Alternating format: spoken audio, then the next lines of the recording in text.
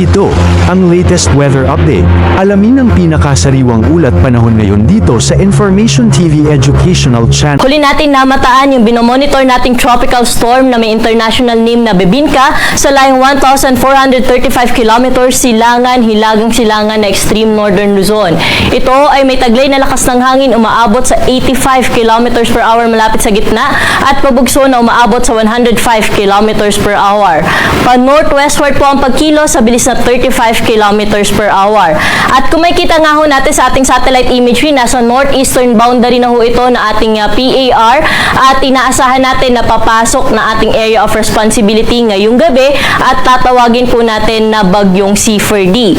At kung may kita nga ho natin dito no, na dadaplis lamang ho siya sa ating park kaya bukas ng early morning or madaling araw ay inaasahan natin na lalabas na rin ito na ating area of responsibility.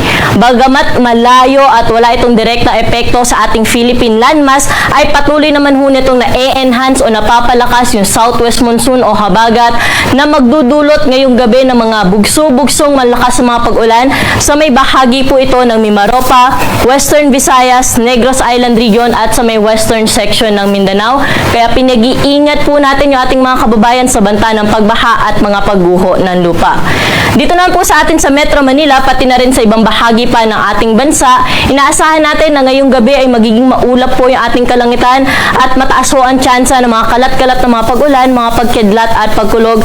Dala nga po ng trough o yung extension ng kaulapan ng nasabi nating tropical storm na si Bebinka, pati na rin po ng habagat. Kaya ingat rin po, lalo na po yung mga pauwi sa kanilang mga tahanan ngayong hapon hanggang mamayang gabi.